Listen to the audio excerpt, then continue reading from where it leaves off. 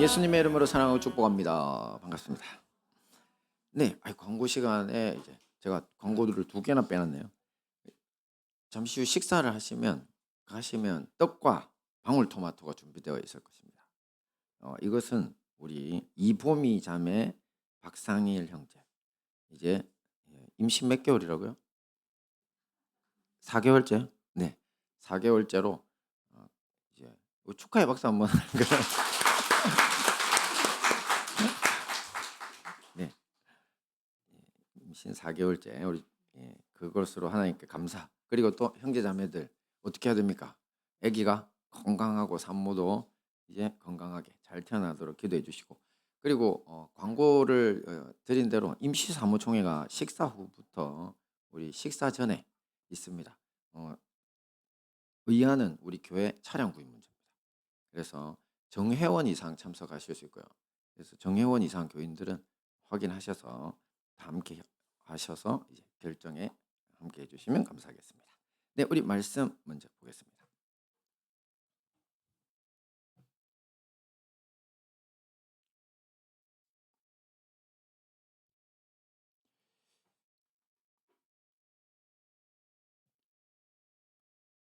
네, 우선 오늘 말씀에 들어가기 전에 지난주 네, 잠시 오해를 하신 분들이 있을 수 있어서 이것을 바로잡는 시간을 갖도록 하겠습니다.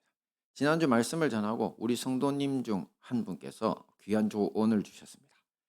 지금 보시는 것 때문에, 지금 보시는 것처럼 특히 믿음이 약한 분들이 천국이 없다고 오해할 수 있다고 알려주신 것입니다. 그래서 제가 다시 수정하면서 이제 이 부분을 조금 오해가 있을 수도 있겠다. 그래서 이것을 이렇게 올렸어야 되는데 어떻습니까? 오해 소지가 사라졌죠. 그렇죠. 이렇게. 자, 우리가 구원받는다는 것의 본질이 뭐냐? 결국 우리의 천국이 있습니다, 여러분. 그러니까 천국이 앞에서 보신 것처럼 이렇게만 말하면 천국이 마치 없는 것처럼 보일 수 있다고 말씀을 하시더라고요. 그럴 수 있습니다. 그렇게 보실 수 있겠다. 하지만 이제 우리가 천국으로 가는 것은 당연한 것인데, 근데 그 천국으로 가는 것이 당연한 것인데 어떻게 가느냐? 창조주 우리 아버지 하나님과 관계가 회복되어야 갈 수 있습니다. 누구를 통해서? 그렇죠. 예수님을 통해서. 그래서 우리가 이 부분에 대해서 오해하시지 말라고. 그리고 이제 이 방식을 우리가 받아들이게 되면 어떻게 됩니까? 하나님과의 관계가 회복되면 우리가 죽어서 사후에 가는 천국뿐만 아니라 바로 지금 이 순간 우리 모든 삶의 자리가 다 천국으로 바뀌는 그런 놀라운 경험을 하게 됩니다. 이미 많은 분들이 거의 다가 우리 교회에서 그런 경험을 하고 계시고, 혹시나 우리 자녀들 중에 또 이제 막 믿음을 시작하신 분들 중에 그렇지 못한 분들이 있다면 어서 예수님께서 여러분의 삶의 주인이 되시고 그 가운데서 역사해 주셔서 하나님, 우리 하늘 아버지를 이제 나의 하나님으로 그 관계가 회복되는 역사가 있기를 축원합니다. 네. 자, 그럼 이제 오늘 말씀을 함께 보도록 하겠습니다. 같이 봅니다. 시작. 그러나 너희가 만일 돌아서서 내가 너희 앞에 둔 내 율례와 명령을 버리고 가서 다른 신들을 섬겨 그들을 경배하면 내가 너희에게 준 땅에서 그 뿌리를 뽑아내고 내 이름을 위하여 거룩하게 한 이 성전을 내 앞에서 버려 모든 민족 중에 속담거리와 이야기거리가 되게 하리니. 아멘. 네, 오늘 설교 말씀의 제목은 솔로몬의 성전 봉헌 기도와 하나님의 응답인데요. 자, 이 지난주는 우리 역대하 3에서 9장까지 우리 성경 정독을 하고 있으시죠. 자, 우리 하나님의 성전은 성경에서 가장 중요한 주제 중 하나입니다. 자, 왜냐하면 오늘날 예수님 믿고 성령 받은 우리가 바로 다시 지어진 성전이기 때문이라고 했죠. 특히 모세의 성막이나 예루살렘 성전과 관련된 말씀 속에는 이런 우리가 성전된 우리가 본받아야 할 교훈의 말씀들이 가득 차 있습니다. 자, 이번 주간 성경 정독 범위에서 가장 중요한 사건 역시 성전과 관련된 말씀, 즉 솔로몬 왕이 성전을 완성하고 하나님께 올려드린 이 성전 봉헌식이 있었습니다.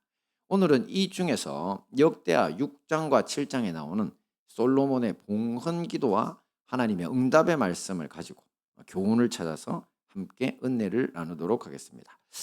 자, 먼저 깊은 이해를 위해 우선 역대하 6, 7장의 스토리에 대해서 한번 간략히 소개하겠습니다.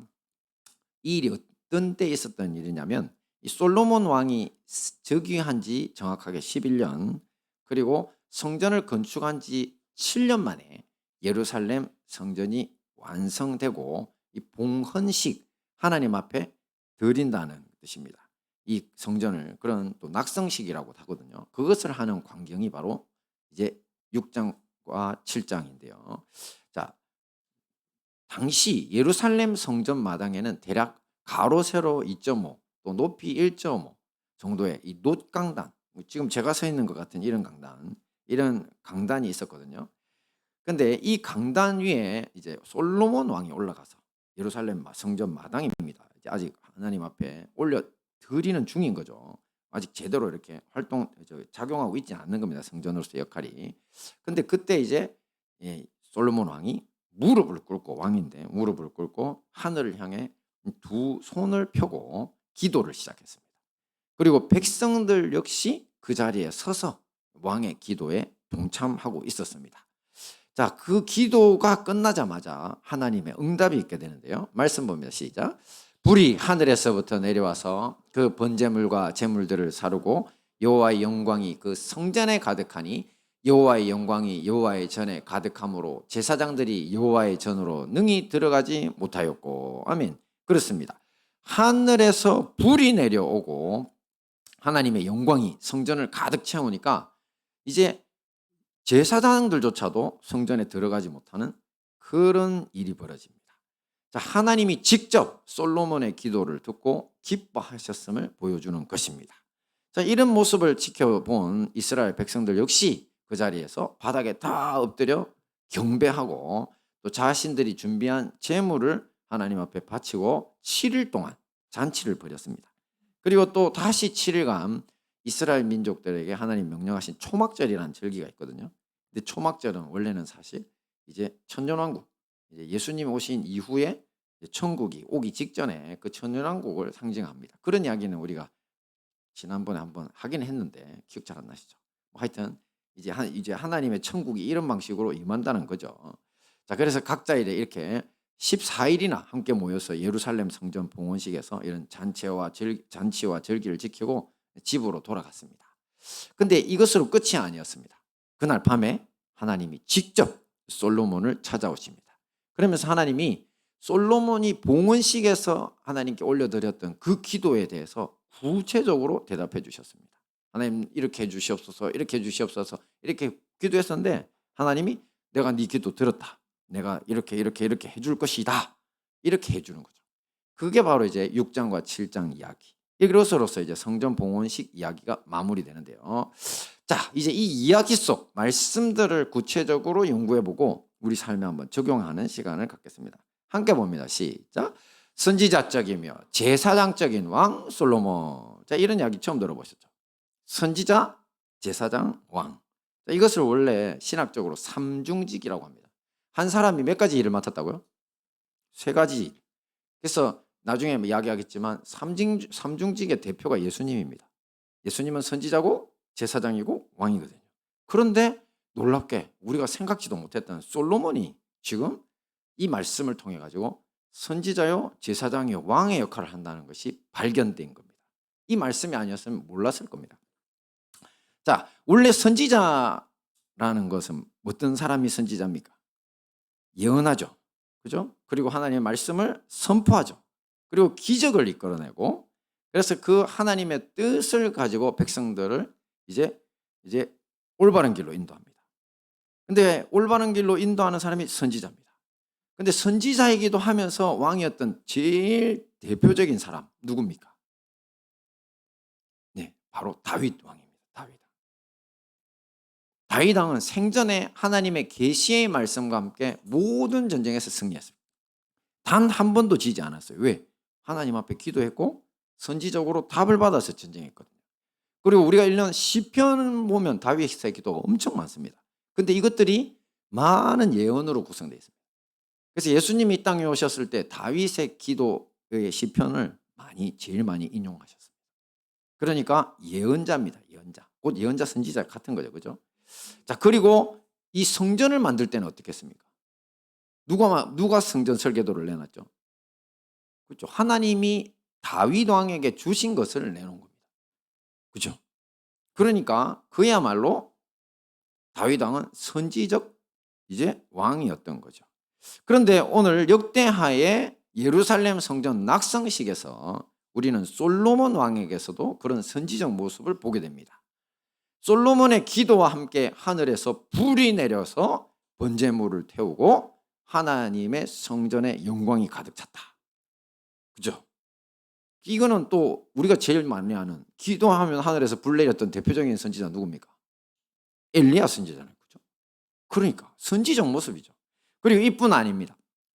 솔로몬 왕은 이때로부터 약 11년 전 이제 제위 초기에 기브온 산당에 가서 1,000번제 드렸죠. 그죠? 기억나시죠? 그때 하나님의 임재를 경험한 적이 있습니다. 그때 하나님 직접 오셔가지고 네 소원이 뭐냐? 왜 1,000번제나 드리냐? 그러니까 솔로몬이 뭐라고 대답했습니까? 네, 지혜 달라고 그랬죠. 저는 아이라서 이 백성들을 다스릴 지혜가 없으니까 지혜 달라고. 그런데 이 마음이 하나님 마음에 맞았다 그랬죠. 야, 네가 네 원수들의 생명을 구하지도 않고 부귀 영광도 구하지 않네. 좋다. 지혜 주고 부귀도 영광도 다 줄게. 그래서 그 이야기 아시죠? 우리 모두가. 그겁니다. 그거. 이렇게 하나님의 임재를 직접 경험했습니다. 게다가 이 하늘에서의 불이 내려오게 만든 그 솔로몬 왕의 성전 봉헌 기도 속에는요, 앞으로 이스라엘 민족이 겪게 될 가장 비참한 큰 환난에 대한 예언적 기도도 들어있습니다. 함께 봅니다. 시작. 그들이 주께 범죄함으로 주께서 그들에게 진노하사 그들을 적국에게 넘기심에 적국이 그들을 사로잡아 땅에 원근을 막론하고 끌고 간 후에, 이게 무슨 일인지 아시겠습니까? 바로 당시 솔로몬이 기도하던 때로부터 약 400년 후에 일어날 바벨론의 침공과 그 침공으로 인해서 이스라엘 나라 멸망하고 다 포로로 끌려갈 것에 대한 예언이라는 겁니다. 그러면서 지금 솔로몬 왕은 그래도 하나님께서 이 백성을 생각해서 용서해 달라고 400년 후의 일을 예언한 예언기도죠 하고 있는 거죠. 놀랍지 않습니까? 마치 자기 아버지 다윗 왕처럼 솔로몬 역시 선지적 능력을 보이고 있는 것입니다. 자, 이게 다가 아닙니다. 이게 다가 아니라 선지자 같은 모습으로 끝이 아니라 제사장 같은 모습도 이 안에 담겨 있습니다. 일단 성전에서 번제 드리는 것은 누구의 일입니까? 제사장들의 일이죠. 그리고 그 중에서도 최고 우두머리는요 대제사장. 그죠? 그러니까 제사장들이 성전에서 우두머리기도 하고 제사 역할은 다 자기들의 본분입니다. 그럼에도 불구하고 앞에서 보신 것처럼 성전을 봉헌하는데 대제사장이 나서지 않죠. 누가 나섰습니까? 솔로몬 왕이 직접 나서서 모든 백성들을 대표해서 기도한 겁니다. 이 일을 감당하고 있는 거죠. 그리고 성전에서의 제사의식의 핵심 주관자는 당연히 제사장들입니다. 이 제사장들은 짐승을 잡기 전에 제일 먼저 뭘 준비해놔야 되냐면 이 번제단에 불이 붙어 있어야 됩니다. 이 불은 끄지면 안 되거든요. 항상 불이 간수되어 있어야 되거든요.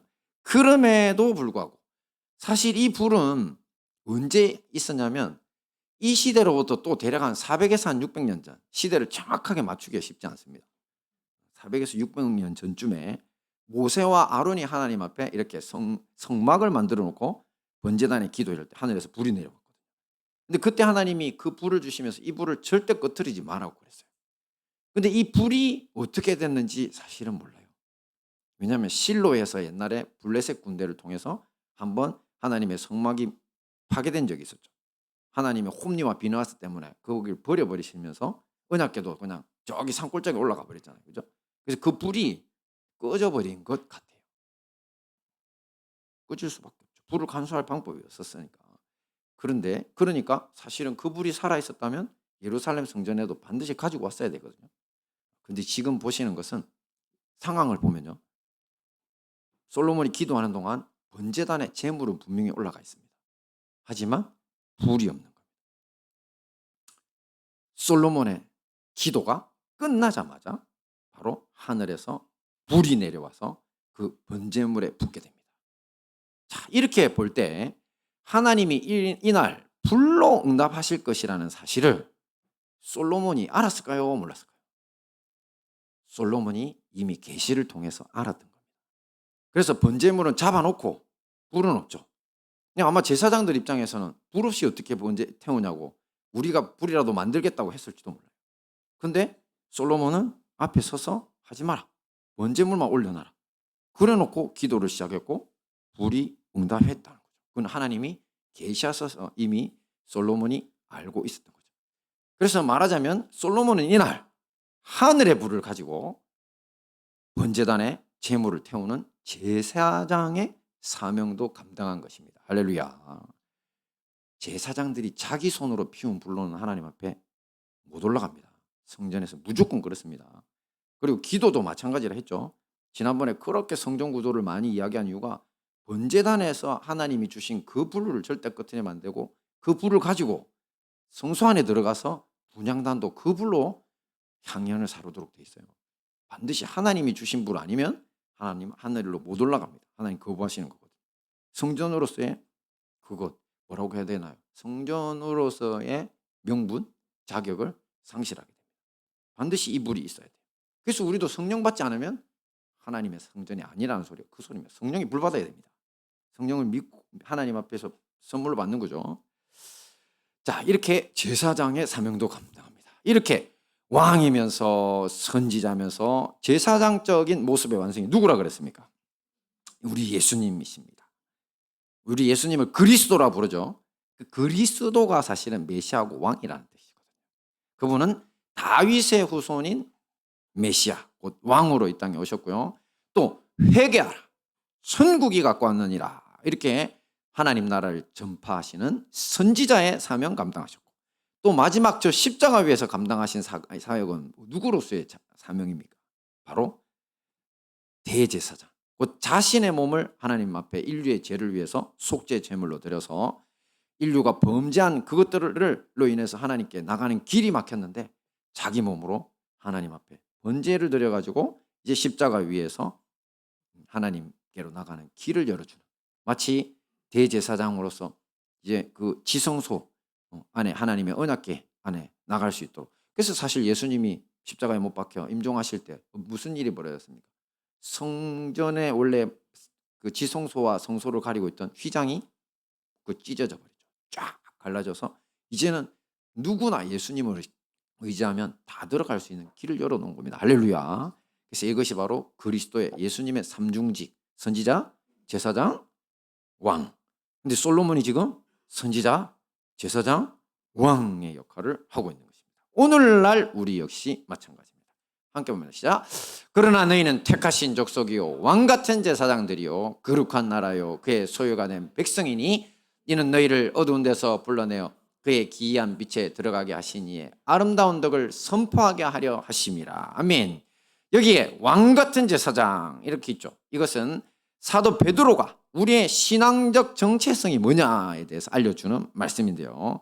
여기 선지자란 말은 빠져있죠. 하지만 당연히 들어있다고 생각하시면 됩니다. 이 왕은 다스릴 백성이 있어야죠. 그런데 재밌게도 지금 보시는 말씀에서 사도 베드로는 우리 성도들이 왕인 동시에 또 뭐라고요? 택하신 백성이고 또 거룩한 나라라고 합니다. 이 성도라고 불리는 사람들이 왕도 되고 백성도 되고 나라도 되는 것입니다. 자, 이런 것을 보면 우리는 먼저 하나님의 다스림을 받는 백성이고 나라이기도 하고, 그 다음에 우리가 왕이니까 우리는 어디를 다스려야 된다는 겁니까? 우리도 우리라고 하는, 우리가 속해 있는 우리 삶의 전반 모든 영역에서 다스림을 해야 된다는 거예요. 쉽게 말해 우리 가정도 다스림의 대상이잖아요. 그래서 우리 가정에서부터 부부가 서로 사랑해야 하고 자녀들을 주의 말씀과 교양으로 양육해야 하고 또 형제 자매들도 서로 사랑하고 섬기는 모습을 보여야 하는 겁니다. 이게 바로 우리가 왕으로서 또 하나님의 백성으로서 다스리고 다스림 받는 그런 모습이라는 것이죠. 그리고 나아가 직장에서는 유능하고 정직한 동료가 돼야 되고요. 또 친구들과의 관계 속에서는 어두운 인생길에서 갈 길 몰라 방황하는 사람들에게 이 예수님께로 인도하는 이 성전의 성소에 그 메노나 기억하시죠? 7등장 같은 그 아름다운 향기를 뿜는 그런 빛과 같은 존재로 살아야 한다는 것입니다. 우리 모두 이런 선지자적이며 제사장적인 왕으로 승리하게 힘써야 할 것입니다. 다음 봅니다. 시작. 하나님의 응답과 경고의 말씀 봅니다. 시작. 내 이름으로 일컫는 내 백성이 그들의 악한 길에서 떠나 스스로 낮추고 기도하여 내 얼굴을 찾으면 내가 하늘에서 듣고 그들의 죄를 사하고 그들의 땅을 고칠지라. 이제 이곳에서 하는 기도에 내가 눈을 들고 귀를 기울이리니. 아멘. 지금 보시는 말씀은 앞에 배경 설명에서 보신 것처럼 하나님이 솔로몬의 성전 봉헌식 후에 그를 직접 찾아오셔서 주신 말씀입니다. 이 말씀 외에도 하나님은 솔로몬이 봉헌식에 드렸던 기도를 다 들으셨다고 하시고 앞으로 너의 기도를 다 이루어 주시겠다 약속도 하셨고요. 또 여러 축복의 말씀도 더해 주셨습니다. 하지만 이것으로 끝이 아니라는 것이 더 중요합니다. 엄중한 경고의 말씀도 그 자리에서 주셨습니다. 함께 봅니다. 시작.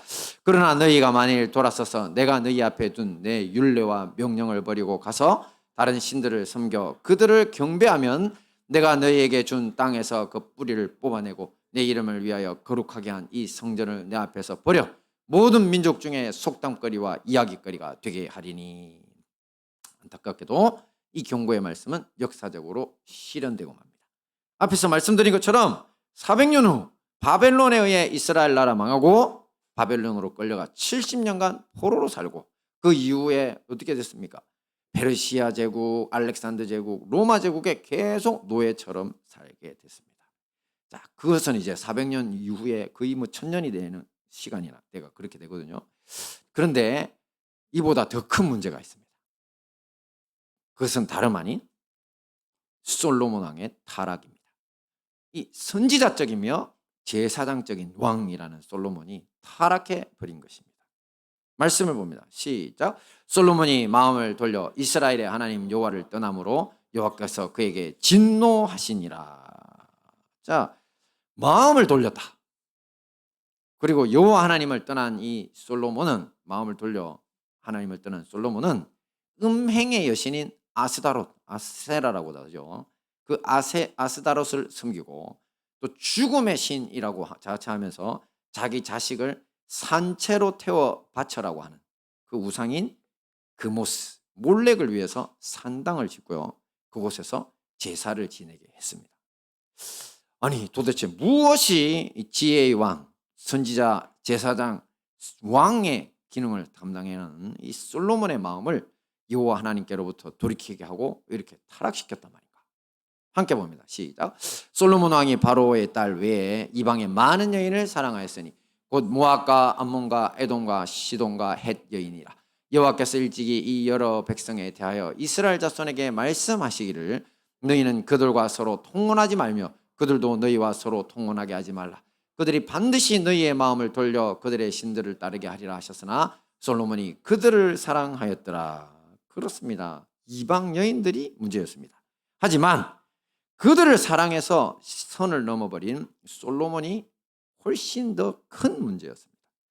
원래 고대 사회는요, 왕과의 결혼이 단순한 개인의 일이 아닙니다. 주로 외교적 성과를 만들어내는 도구가 됐습니다. 그 대표적인 예가 바로 솔로몬의 첫 결혼식인데요. 그때 바로 당시 최강대국 중 하나였던 이집트의 파라오의 공주를 왕비로 맞이합니다. 자, 이 일과 함께 이 양국은 평화관계가 되죠. 어떻게 보면 이런 걸 부마국이라고 그러죠. 사위나라가 되어버렸어요. 이집트의 사위나라. 이집트 파라오의 사위예요. 그래서 평화관계가 되고 전쟁 안 해요. 그리고 무역도 엄청 늘어났어요. 그래서 국가적 번영에 기여하게 됩니다. 이 외에도 솔로몬은 후궁을 700명이나 둔 것으로 유명합니다. 그리고 첩도 300이라고 했는데 사실은 후궁이라고 넣어주려면요 적어도 공주 이상의 급이 돼야 됩니다. 후궁 공주가 700명의 아내로. 그러니까 주변에 당시에는 소도시 왕국들이 많았거든요.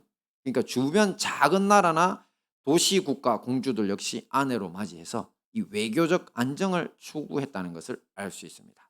자, 이 덕분이었는지 솔로몬 왕이 통치한 시대는요 이스라엘 역사상 가장 부유하고 또 가장 평화로운 시대로 불리게 됩니다. 몇 주 전 제가 솔로몬을 평화의 왕이라 소개했죠. 사실은 솔로몬 이름 자체가 평화랬잖아요. 살로몬에서 온 거라고. 그죠? 그러니까. 그래서 이런 솔로몬이 외교적 지혜를 사용해서 평화 시대를 열었다고 볼 수도 있습니다. 자, 그래서 성경은 이렇게도 기록합니다. 함께 봅니다. 시작. 솔로몬이 사는 동안에 유다와 이스라엘이 단에서부터 브엘세바에 이르기까지 각기 포도나무 아래와 무화과나무 아래에서 평안히 살았더라. 평안히 살았더라. 하지만 이것은 거짓 평화였던 것입니다. 이 주변 이방 민족과 평화롭게 지내기 위해서 그들의 자녀들과 결혼했고, 또 그들이 섬기는 신들을 허용하고, 또 그들을 위해 산당까지 신당까지 지으면서 결국 그들의 마귀적 행동에도 가담하게 됩니다. 그러면서 하나님의 평화가, 하나님과의 평화가 완전히 깨어졌기 때문입니다. 오늘날 우리도 마찬가지입니다. 우리는 호시탐탐 대한민국을 적화 통일시키겠다는 정신 나간 정권이죠. 저는 북한의 김정은 정권, 북한 정권 같은 악의 세력과 대치 중입니다. 제가 지난번 말씀드린 것처럼 신학적으로 그 현대에 나타난 공산주의는요, 사탄주의가 그 백그라운드입니다. 하나님을 대적하는 데서 일어났어요. 자, 그런데 우리나라 내에서 이런 북한 정권을 비호하고 자유민주주의 체제를 전복하고 이 적화 통일에 이바지하려는 세력들이 있습니다. 이런 세력들을 법적으로는 이적단체라 합니다. 이자가 이롭게 할 리, 그다음 적을 말하는 적을 이롭게 하는 단체라고 하는데요. 그런데 놀랍게 이런 단체들이 제일 선호하는 구호, 또 그 이름에도 아예 이것을 새기는데 이게 뭐겠습니까? 평화입니다. 평화. 그들은 평화를 부르짖습니다. 북한을 위해 일하는 사람들. 지금 보시는 자료는 제가 국가정보원 홈페이지에 들어갔습니다. NIS라고 써놨죠. 자, 국가정보원 홈페이지 들어가서 쫙 봤더니만 1990년대 대법원에서 이적단체로 판결된 민자통, 줄여서 단체라는 게 있거든요. 전체 이름이 민족자주평화통일중앙회의입니다. 아직 이적단체까지는 아니지만 친북단체 대부분의 명분 중 하나가 바로 평화입니다. 남북평화. 그래서 그냥 한미연합 훈련 같은 거 아예 하지 말아죠. 평화할 건데 왜? 그럼 지네들은 왜 원자탄을 6개나 만들어 6번이나 연습했는데, 제가 원자탄 숫자도 검색해 봤었거든요.